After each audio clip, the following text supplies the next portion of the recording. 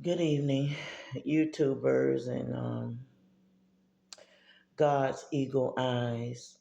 That's what we are on my channel. I'm Paula. Um, Welcome to Mental Health. Mental illness is real. It's going on almost 12 o'clock midnight. This is the time I'm normally up all night. I sleep during the day after I take care of my business in the morning. I would get to bed about 2ish. Um, I'm a Gen X, diagnosed with bipolar, living with bipolar 2 um, disorder. And I have a life beyond issues. That's what I teach, that you have a life beyond issues. And I'm trying to say this without having tears in my eyes, but this video is, well, today is still, going on 12 o'clock. It will be Wednesday, but it's still it's Tuesday, and this is the 7th in 2025, and um, I'm in Carrollton, an hour away from Atlanta. I'm trying to say this without, just crying and stuff, but this here, this video is about, when you have a child that, when you have a child that you all just can't connect in a form or fashion. If you do, it's just for, be grateful when you do have your timing. Um, with me, I have three children, and the oldest one, we'll talk, we'll connect, we'll talk, and I know when he's going through something.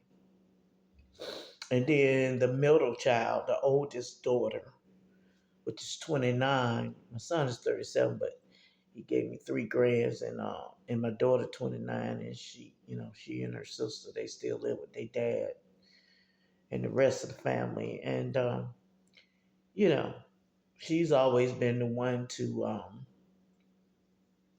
text me, and now when we don't have our differences out of order, whatever, then we, you know, uh talk on the phone once a week, whatever. But that baby girl who's 24, ever since, it's like what I'm able to do for her. But I'm glad now she can work. She got her own life and everything. And, I know I, I always reach out. This is Gen X. I know you can relate, some of you all. You know, with my bipolar 2, I didn't know, and I wasn't diagnosed, so I wasn't able to really raise her. I raised my son, and then partially was able to raise my 29-year-old when she was 4, and then they went on to stay with their dad. That's another video. So it got to the point that I really couldn't take care of him anyway. My bipolar, my mood swing was so awful that I traumatized him. And I traumatized him, you know. When I was married to their father, I was triggered about a lot of things. I took a big step, married a man with 5 children. That was a bit much for a blended family. So I see. I only go where God have me to go. It's like if He say pack up tomorrow and go here. I only go where God leads me to go. Whatever people think, I could care less. And And I know it is when I first moved to Carrollton, it's been time they came and visit me. But my mood swings kicks in. I can't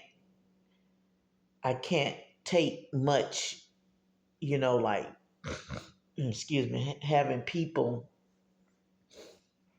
you know, excuse me, in my just everybody a little different. Let's put it like this. And I can only stand for people for us to be in the same space for like 2 days. Now I did go out the country with my god sister. We were we stayed a whole week, and she was in her room, had her own bathroom. I'm in my room, had my own bathroom. But she that was her birthday, so she wanted to do things, get out, get out, get out, get out. And that was my first time to really to get into things like that. It was hard for me because and I don't want to just blame it on anything, but it is. It's my excuse me, my mental illness. It is what it is. And even though you're on the medicine, you just have to do your part. You have to push. You have to push more harder, just like how it does when you take a shower. When I had to, take a shower, I just have to push. I have to push. Whatever I do is accomplishment because it's the energy that I have. I don't like to live with a bunch of people. I've been through all of that, and I get nervous. I get um, anxious. I get anxiety. I just can't be in a house with a lot of people anymore. I don't care who it is, family members or whoever, because see, I keep in my own space. I keep my place a certain way, and people could take things at heart or whatever. But anyway, um, it is what it is in your own home, and we have boundaries. We talk about boundaries and respect. So that's number one. And I'm not their best friend. I've told them that before. I'm not their home girl, so they know I'm their parent. I'm only speaking for me. I don't know. I can't say for the rest of their other their dad or whoever else. You know. So first of all, I want to say, um, what's not of you, Lord, send it out right now in the name of Jesus. What's not of you, send it out. I've been spiritually attacked all this week. And so now I'm limping out the blue. Normally, like I said in the other video, when it rains and cold, my arthritis acts up. So now I had a sharp, strange pain right here at the beginning of my left leg. And as I was doing my praise walk, just walking, I walk all through the day and I be praising God. I got attacked in my leg, and it ain't nothing but spiritual warfare when God is doing things in your life. Gen X, you know, uh, this not for everybody, but I just been mainly relating to the Gen X who retired, who partially retired. What we go through and what you know you think when you have the children is like you enjoy that moment at the time when they growing up, but when they get older you got to still be there for them until the day you die, until we to God bring us home. You still need to be supportive and talk and do all you can while you're on this earth. But when that one child out of three that you can't I mean that's all they know. That's all she know is her father, you know. And but I've always been in her life, whether we separate, divorce, whatever, whatever happened. She know of me very well. But the connection she wants for us to connect, But every time we tried to, like we would go, she started Bible study on Zoom. Now I don't know what's done happened. Every time we try to start something, I notice with my children, it just is always something that interrupted. And I know it ain't nothing but the devil. Ain't nothing but the devil. I mean, I love my children. I'm so grateful for them. I'm proud of them, you know. But she holds things against me. I know she do. Just she holds things, and I'm the type of mother how I was raised. Because when you see your parents have done, the way they do things, then sometimes the children take over that pattern, and then they don't have to. They can just go another way where it will work for them. So her thing where she hadn't had her license yet, my baby girl, but I end up had to get my older daughter transportation. I was glad I was able to do that so she can go back and forth to school. And so my baby girl wanted a iPhone, and I'm the type of person like this. My mom raised me. You have to earn it. You know, don't nobody just give you nothing unless you have to have underwear, shoes, socks. That's different. That's what you need. But you get just because I gave her a whole car that was expensive, I couldn't get a whatever $500 iPhone for her. No, because her grades wasn't right. Now I did other things, gave them money, let her go and get a naval pierce and whatever. But I did some little other like things, but it's always never enough. Jeanette, you know what I'm talking about. I'm not the type of parent to try to please people. I'm not a people pleaser. My mama wasn't like that. I admire my mother, rest in peace. She's been gone for 2 years. I'm still grieving. But uh, I admire my mother.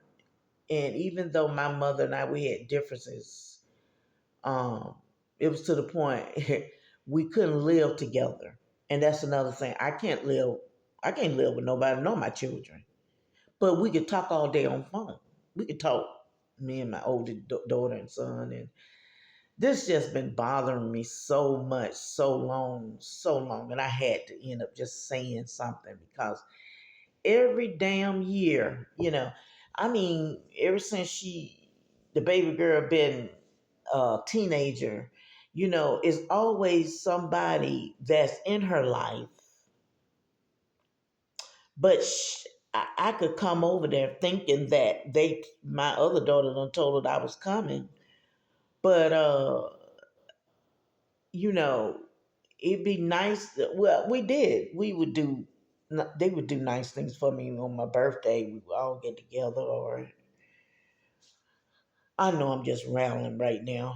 I'm trying to not be angry. Okay, slow to be angry, slow to anger. So I'm just.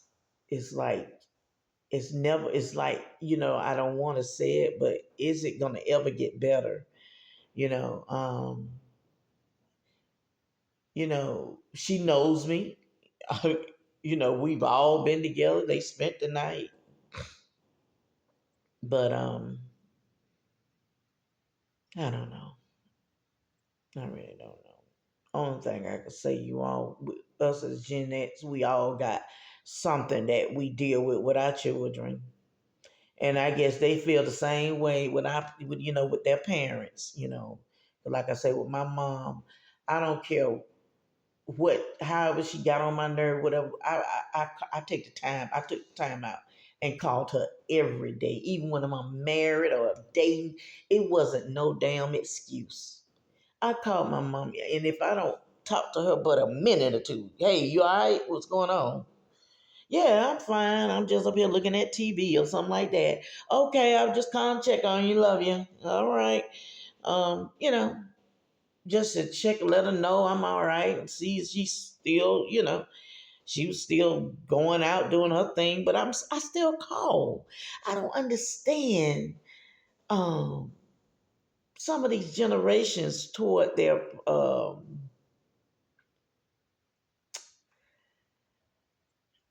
I guess it's so different when you in different separate households. It makes a big difference. That's why I say they the one get traumatized and get hit when parents uh, separate, divorce, and go their different ways. They it affects them. You know, and they see where when that happens, you know, they don't see when parents come together and we still celebrate together. They don't see, even though we divorced, they don't see that. But when I go over there, I give them the utmost respect. A lot of time, he have a girlfriend, somebody over there that lives with them. So I always give I would give the respect, but we'll never get back together. Never. Because we it just it we did that plenty of time when when the girls was born, and we separated, and when another one was born we separated. We have two together. He already had five, and then he helped out a lot with my son as well, and I mean, I'm grateful. But his father, which is their grandfather, they're very closer to. So you all I was closer to my grandparents because they raised me. My mom always out working and stuff. And, it could be a lot of resentment. A lot of things could be resentment. And I went through it. And I know that my children had resentment toward me too. And the reason why I had resentment toward my mom, 'cause I look around and she getting dressed, getting ready to go. So I said, Mama, I want to go. I want to go with you. I'm the only child. I want to go. She said, "No, you can't go with me this time."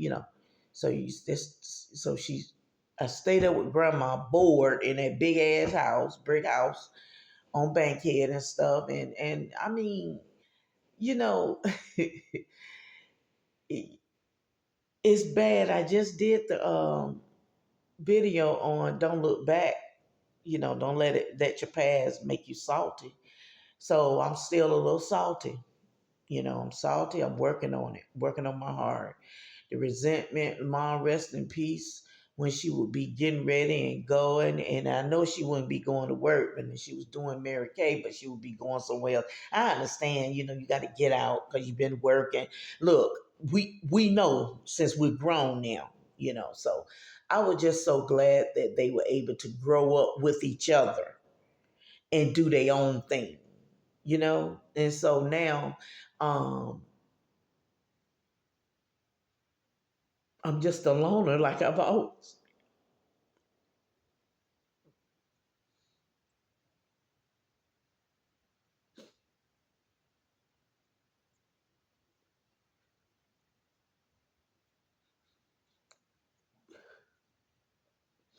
I'm a loner like I've always been ever since I was a little girl.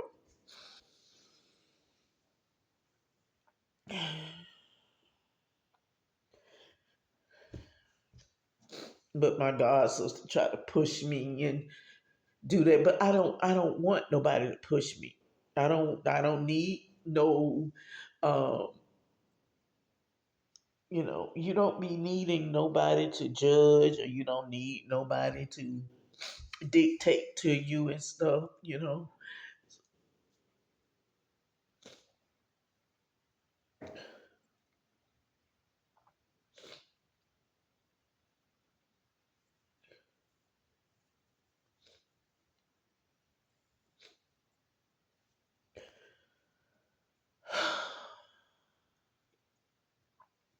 Sometimes you wonder, do your children, are they ashamed of you because of your mental illness?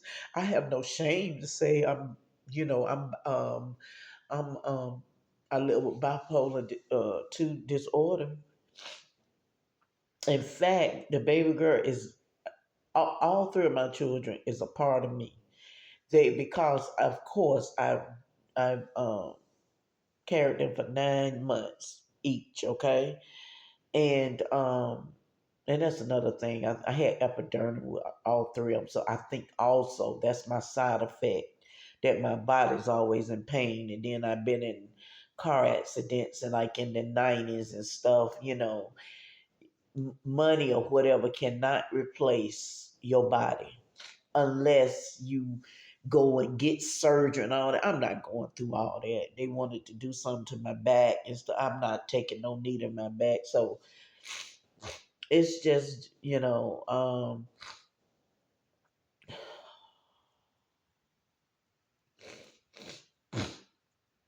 she does have it.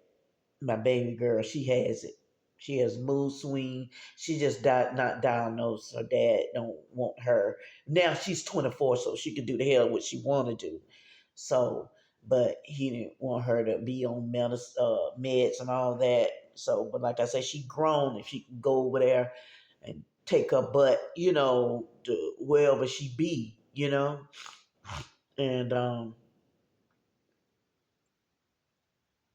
like she's closer to her sister because they grew up together.